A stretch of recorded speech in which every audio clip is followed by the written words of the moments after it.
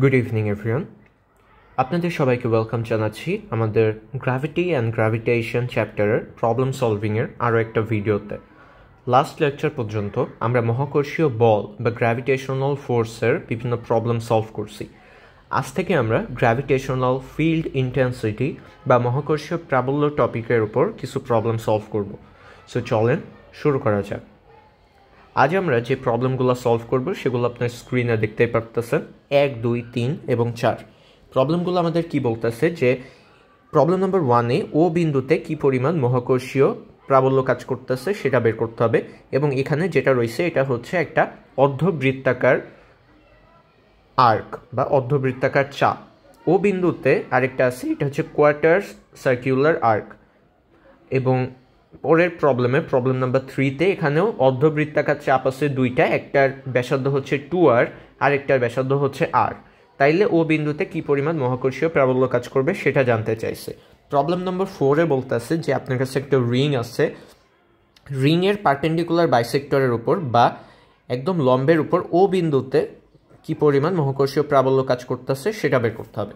এখন problem number 1, 2 এবং 3 solve করার জন্য আমরা একটা জেনারেল ফর্মুলা ডিরাইভ করতে চাচ্ছি, যাতে আমাদের এইখানে 180 ডিগ্রি হইলে কত হয়, এই যে এই অ্যাঙ্গেলটা 180 ডিগ্রি হইলে কত হবে অ্যান্সার, 90 ডিগ্রি হলে কত হবে অ্যান্সার, এবং আরও যদি অন্যরকমও থাকে, সাপোজ আপনাকে বললো যে এরকম একটা আর্ক আছে যেটা হচ্ছে 60 ডিগ্রি অ্যাঙ্গেল করতেছে, তখন এইখানে মহাকর্ষীয় প্রাবল্য কত হবে সেটা বের করতে বলতেছে। এ জাতীয় যে কোনো প্রবলেমে যাতে আপনি সলভ করতে পারেন সেজন্য আমরা এটার একটা জেনারেল ফর্মুলা ডিরাইভ করতে চাচ্ছি। সো চলেন ওইটা দিয়ে শুরু করা যায়। ডান সাইডে খেয়াল করেন, এখানে আমাদের যেই জিনিসটা বলছে যে এখানে একটা সার্কুলার আর্ক আছে যেটার কোণ হচ্ছে থেটা, পুরো অ্যাঙ্গেল থেটা হলে ডান সাইডে এই রেখা থেকে ডান সাইডে θ/2 উৎপন্ন হচ্ছে, বাম সাইডে θ/2 উৎপন্ন হচ্ছে। এখন এই সকল প্রবলেমের ক্ষেত্রে, যে সকল প্রবলেমে একটা কন্টিনিউয়াস বডি সিস্টেম থাকে, আমরা যারা আগের ভিডিওগুলো ফলো করতেছি তারা নিশ্চয়ই এরকম একটা প্রবলেম সলভ করছেন, যে এরকম একটা রড ছিল যেখানে এইরকম একটা পয়েন্টে আমাদের মহাকর্ষীয় প্রাবল্য বের করতে বলছিল বা মহাকর্ষীয় বল বের করতে বলছিল। তখন আমরা কি করছিলাম যে এখানে একটা স্ট্রিপ কাটছিলাম, কেটে এটার লেন্থ বলছিলাম x, এটার ভর বলছিলাম dm, এভাবে আমরা মহাকর্ষীয় বল বের করছিলাম। এখানেও কোনো কিছুই আর নতুন না, ওই সেম কাজটাই আমরা আবার করব। এখন ওইটা করার জন্য আমরা যে কাজ করছি, এই যে লম্ব রেখা আছে এটাকে আমরা আমাদের অরিজিন ধরলাম, ধরে এখান থেকে ফাই দূরত্বে যে, হ্যাঁ দেখেন ফাই দূরত্বে যে ডিফাই অ্যাঙ্গেলের খুবই ক্ষুদ্র যে অ্যাঙ্গেলটা, এটা হচ্ছে ডিফাই অ্যাঙ্গেলের একটা ছোট্ট অংশ কেটে নিয়ে আসছি, এটাকে আমরা বলতেছি ডিএম, এবং এই ভরকে বললাম ডিএম। এখন কথা হচ্ছে DM is equal two what, এটা আমাদের বের করতে হবে। এখন আরেকটা নতুন টার্মের সাথে আমি আপনাদের পরিচয় করাতে যাচ্ছি, সেটাকে বলা হয় লিনিয়ার চার্জ ডেন্সিটি বা লিনিয়ার ম্যাস ডেন্সিটি। ইলেকট্রোস্ট্যাটিকের জন্য চার্জ হবে, আর এখানে যেহেতু আমরা গ্র্যাভিটেশনাল ফোর্স নিয়ে আলোচনা করতেছি এখানে ম্যাস, লিনিয়ার ম্যাস ডেন্সিটি, যে জিনিসটাকে আমরা প্রকাশ করি ল্যামডা দিয়ে। এবং এটার পরিচয় কি? এটার পরিচয় হচ্ছে lambda is equal to total mass by total length, total mass by total length. আচ্ছা, এই সেম কাজটা আমরা কেন করতেছি? কারণ যদি আমরা নতুন একটা প্রবলেম ফেস করি যেখানে নতুন কোনো অবজেক্ট বলছে, তখন যদি আমরা টোটাল ম্যাস এবং টোটাল লেন্থ জানি ওই অবজেক্টের, তাহলে আমরা ল্যামডা বের করতে পারবো। ওকে, সো এখন খেয়াল করে দেখেন, এটা হচ্ছে একক দৈর্ঘ্যে ভর। এখন এই জিনিসটার দৈর্ঘ্য, এই যে ডিএমের, এটার দৈর্ঘ্য যদি আপনি ডিএল বলেন বা ডিএম বলেন, ডিএক্স বলেন, যাই বলেন না কেন, তাইলে আপনি কি বলতে পারেন যে ডিএম হবে একক দৈর্ঘ্যে ভর গুণন তার দৈর্ঘ্য ডিএল? নিশ্চয়ই বলতে পারি। ল্যামডা কি ছিল? একক দৈর্ঘ্যে ভর। এখন একক দৈর্ঘ্যে যেটা ভর, ওর সাথে আমি দৈর্ঘ্য গুণ করলেই তো আমরা মোট ভর পাবো। So DM is equal two lambda DL বললাম। এখন ডিএল এর দৈর্ঘ্য কত হবে? ডিএল এর দৈর্ঘ্য হবে, যারা আপনারা S equal to R theta সূত্র জানেন তারা নিশ্চয়ই বুঝে গেছেন এতক্ষণে, যে ডিএল হবে আর কিছুই না, এইটার রেডিয়াসকে যদি আমি ক্যাপিটাল আর বলি, এখানে অ্যাঙ্গেল হবে হচ্ছে ডিফাই। ওকে, সো এখান থেকে আমরা পাইলাম ল্যামডা আর ডিফাই। অলরাইট, এখন আরেকটা জিনিস খেয়াল করেন, এইখান থেকে যে ম্যাস ডিএম আছে এটার জন্য যেই ফোর্সটা কাজ করতেছে সেটা হচ্ছে এই বরাবর, এখন এই বরাবর যদি ফোর্স কাজ করে, এর একটা কস কম্পোনেন্ট আছে এবং একটা সাইন কম্পোনেন্ট আছে। এই বরাবর কাজ করতেছে আই সাইন থেটা, ডিআই লেখা উচিত কারণ ক্ষুদ্র অনেক। আবার এই বাম দিকেও কাজ করতেছে ডিআই সাইন থেটা। কিন্তু আপনি যেখানেই নেন না কেন, এই বরাবর নেন, এই বরাবর নেন, প্রত্যেকটাই দেখেন উপরের দিকে কাজ করতেছে। সো উপরের দিকে কাজ করবে সবসময়ই ডিআই কস থেটা, নিচের দিকে কাজ করবে না, অলওয়েজ উপরের দিকেই কাজ করবে ডিআই কস থেটা। এখন আপনারা যদি বুঝে থাকেন তাহলে নিশ্চয়ই জানেন যে ডিআই সাইন থেটা আউট হয়ে যাবে, যেটা বেঁচে থাকবে সেটা হচ্ছে ডিআই কস থেটা। সো আমরা যদি এখানে টোটাল গ্র্যাভিটেশনাল ইন্টেন্সিটি বের করতে চাই আই, তাহলে আমাদের আলটিমেটলি যেটা করতে হবে সেটা হচ্ছে ইন্টিগ্রেশন ডিআই কস থেটা বের করতে হবে। থেটা না, আসলে এখানে আমরা অ্যাঙ্গেল যেটা দিছি ওটা হচ্ছে ফাই, সো আমি ফাই দিলাম। থেটা আমরা টোটাল অ্যাঙ্গেলকে বলতেছি। সো এটা দেখে আপনারা আবার কনফিউজ হবেন না, এটা হচ্ছে ফাই। ওকে, এটাও থেটা হবে না, এটা হবে ফাই, আর এটাও ফাই। থেটা হচ্ছে টোটাল অ্যাঙ্গেল, কিন্তু আমরা যে অ্যাঙ্গেল নিয়ে কাজ করতেছি ওটা হচ্ছে ফাই, যে ডিআই কস ফাই।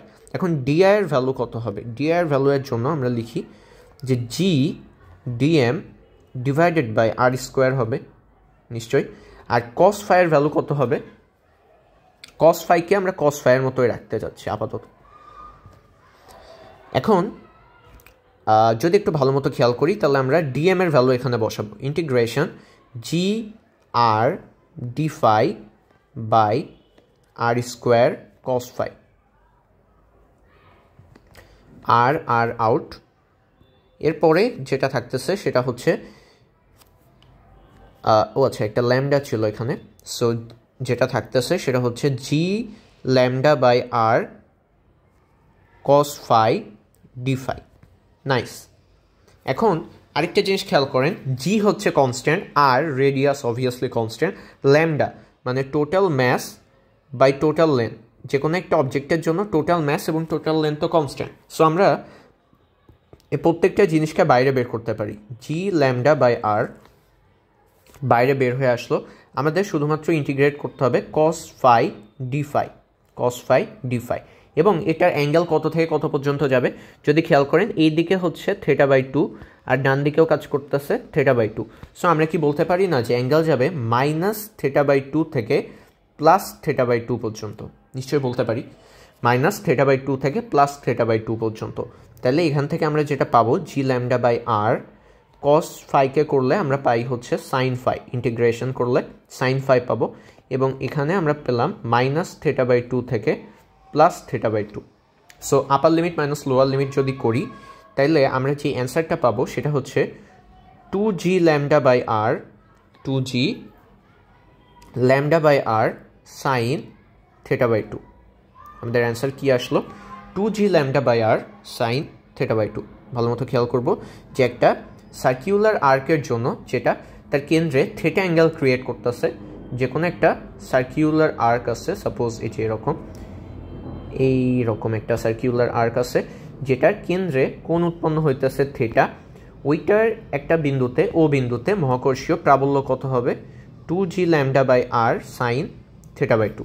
ওকে, এখন এই জিনিসটাকে কাজে লাগিয়ে আমরা প্রবলেম নম্বর 1, 2, 3 তিনটা একবারে সলভ করব। চলেন দেখেন প্রবলেম নম্বর 1 কি বলতেছে। এটার জন্য আমরা এটা একটু তুলে নিয়ে যাই এখান থেকে। প্রবলেম নম্বর 1, এটার জন্য যদি আমরা এই ও বিন্দুতে বের করতে বলতেছে, আপনি আমাকে বলেন তো যে এই অ্যাঙ্গেলটা কত? এই অ্যাঙ্গেলটা হচ্ছে 180 ডিগ্রি। যদি সেটা হয় তাহলে, এবং এটার জন্য ল্যামডা কত? ল্যামডা হচ্ছে টোটাল ম্যাস, টোটাল ম্যাসকে আমরা বললাম হচ্ছে ক্যাপিটাল এম, ক্যাপিটাল এম। আর টোটাল লেন্থ কত হবে? টোটাল লেন্থ কত হবে? আর থেটা, রাইট? সো আর ইন্টু থেটা হচ্ছে পাই, পাই আর। এখন এই সূত্রে আমরা জাস্ট ভ্যালু বসাই দিব, এবং থেটার ভ্যালু কত? 180 ডিগ্রি। আমাদের প্রবলেম হয়ে গেছে। I is equal to 2g ল্যামডার জায়গায় বসবে m বাই পাই তাহলে r into r square into sine 180/2 which is sine 90 degree. So 90 ডিগ্রির ভ্যালু হচ্ছে 1। সো আমরা যে অ্যান্সারটা পাচ্ছি সেটা হচ্ছে 2gm/πr স্কোয়ার। এটা হচ্ছে আমাদের প্রথমটার অ্যান্সার। সো আপনি যদি এই সূত্রটা মনে রাখেন আপনি অবভিয়াসলি অ্যান্সার করতে পারবেন। এবার চলেন আমরা প্রবলেম নাম্বার 2 দেখি।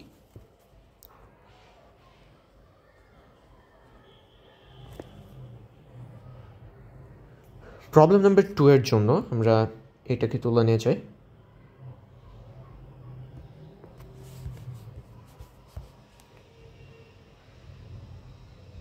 এটা যদি আপনারা ভালো মতো খেয়াল করেন তাহলে নিশ্চয়ই বুঝতেছেন এখানে থেটা কত। থেটার ভ্যালু হচ্ছে 90 ডিগ্রি এবং এল এর ভ্যালু কত, আর ইন্টু এবার কত হবে π/2, রাইট। এবং আমাদের ফর্মুলা কি ছিল, I = 2g λ/r sign θ/2।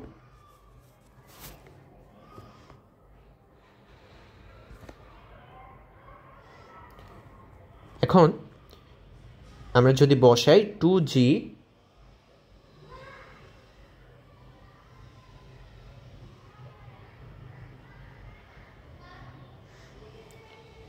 m/r square into π/2 into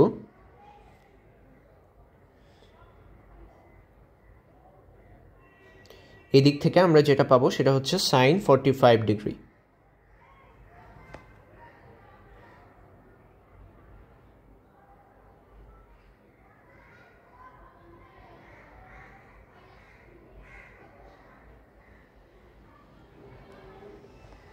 এখান থেকে আপনি যেটা পাচ্ছেন সেটা হচ্ছে 2√2 gm/πr স্কোয়ার। ওকে, সো চলেন এবার প্রবলেম নাম্বার 3 দেখি।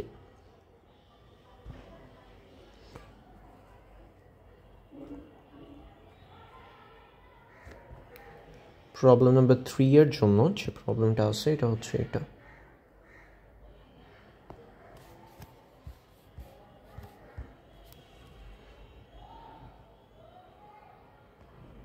ওকে, এখানে যদি ভালো মতো খেয়াল করেন তাহলে উপরে একটা হাফ সার্কুলার আর্ক আছে, নিচে একটা হাফ সার্কুলার আর্ক আছে এবং এটার ফর্মুলা আমরা কত পাইছি, 2gm/πr square, 2gm/πr square.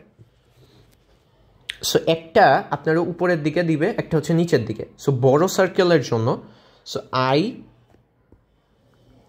I bigger সেটা হবে কত আসছে অ্যান্সার, 2gm/πr স্কোয়ার ছিল। সো 2gm/π, আর এর ভ্যালু কত হবে, 2r এর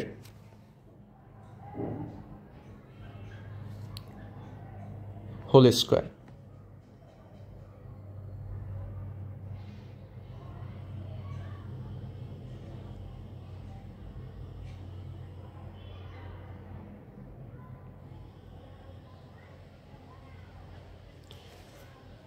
আচ্ছা, এইটার ক্ষেত্রে যদি এটা হয় তাহলে যেটা আসে সেটা হচ্ছে 4πr স্কোয়ার আসতেছে।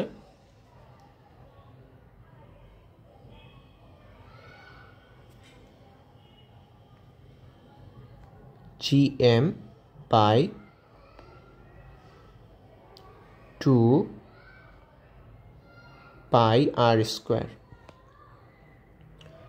আর আই স্মলার আর্ক যেটা আছে ওইটার জন্য হবে হচ্ছে 2gm/πr স্কোয়ার। সো এখানে আই নেট যেটা থাকবে দেখেন তো কোনটার ভ্যালু বড়, অবভিয়াসলি নিচেরটার ভ্যালু বড়।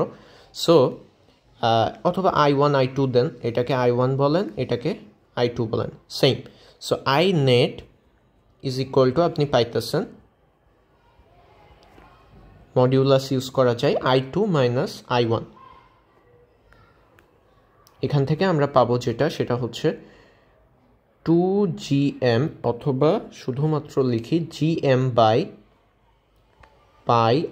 Square into 2 - half. সো যেটা অ্যান্সার আসতেছে সেটা হচ্ছে 3/2 gm/πr স্কোয়ার। ওকে, এইটা I2 ছিল হচ্ছে নিচের দিকে, এটা ছিল উপরের দিকে, আর এটা হবে আপনার নিচের দিকে। So I guess problem number 1, 2, 3 এই দুটাই আপনারা বুঝতে পারছেন, খুব ইজিলি সলভ করা হয়ে গেছে। এখন আমাদের লাস্ট যে প্রবলেমটা বেঁচে আছে সেটা হচ্ছে প্রবলেম নাম্বার 4। এইটা আমরা একটু দেখতে চাচ্ছি।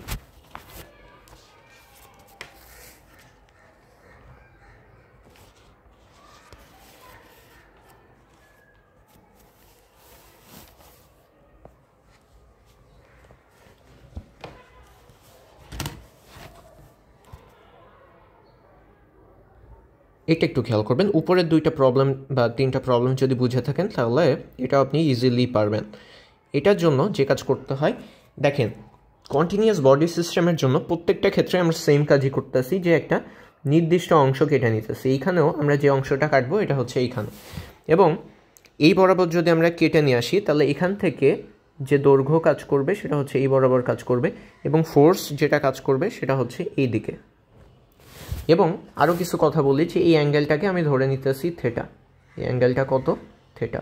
যদি থেটা হয় এবং এই দিকে যদি ডিআই কাজ করে এই ছোট্ট অংশের জন্য, এবং এইটার ম্যাসও আমরা বললাম ডিএম, এবং দৈর্ঘ্যকে বলতেছি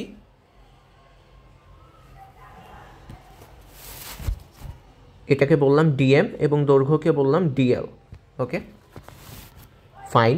এখন এই ডিআই এর কয়টা কম্পোনেন্ট আছে খেয়াল করবেন। এই ডিআই এর একটা কম্পোনেন্ট এই কেন্দ্র বরাবর কাজ করতেছে, যেটাকে আমরা বলবো ডিআই কস থেটা। এই বরাবর কাজ করবে ডিআই কস থেটা। আর এটার একদম পারপেন্ডিকুলার কম্পোনেন্টও থাকবে অবভিয়াসলি, ওইটা কাজ করবে ডিআই সাইন থেটা, রাইট?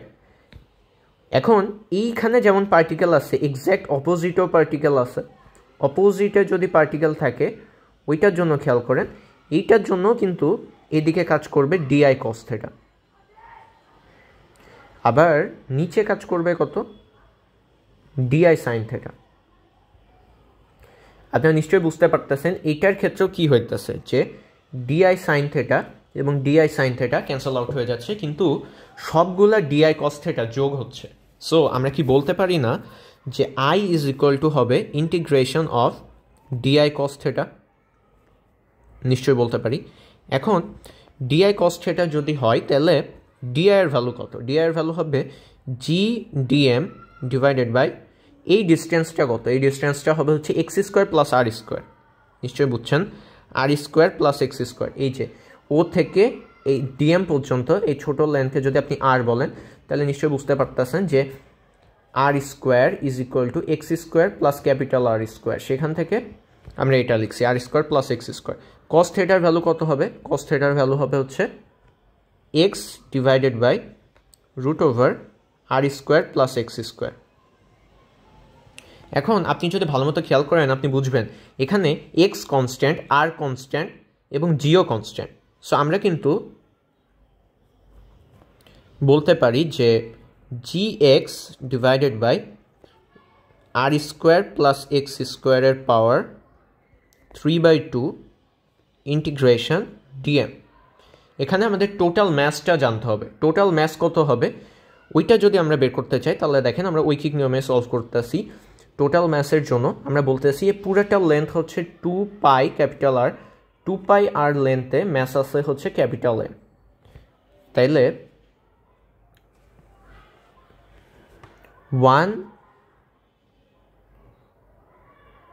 আচ্ছা টোটাল এই কাজ করারই দরকার নেই। ইন্টিগ্রেশন অফ ডিএম এটাকে যদি আপনি ইন্টিগ্রেট করেন তাহলে আপনি কি পাবেন? টোটাল ম্যাস পাবেন G x divided by R square plus x স্কোয়ারের পাওয়ার 3/2, এবং এই ইন্টিগ্রেশন অফ ম্যাস ডিএম বলতে আসলে কি বুঝাইতেছে যে এই রিংয়ের টোটাল ম্যাস কত। টোটাল ম্যাস যদি আমি ক্যাপিটাল এম বলি তাইলে আমি কি অ্যান্সার পাচ্ছি না যে G M X divided by R square plus x স্কোয়ারের পাওয়ার 3/2। ওকে, আই গেস এই প্রবলেমটা আপনারা বুঝতে পারছেন যে কীভাবে আমি সলভ করছি। প্রথমে ডিআই কস থেটা করছি, তারপর G dm by R square plus x square cos থেটার ভ্যালু বসাইছি। বাকি যে সবগুলো যেহেতু কনস্ট্যান্ট ওগুলো বের করে আনছি, তারপরে শুধুমাত্র ডিএম এর ইন্টিগ্রেশন করতে বলতে আছে। ছোট ছোট ভর যোগ করলেই কিন্তু আমরা টোটাল ম্যাস পেয়ে যাবো। ওইটা একটা কনস্ট্যান্ট, ওইটা বসাই দিছি, বসানোর পরে gmx by R square plus x স্কোয়ারের পাওয়ার 3/2। আই গেস এই জিনিসটা আপনারা বুঝতে পারছেন।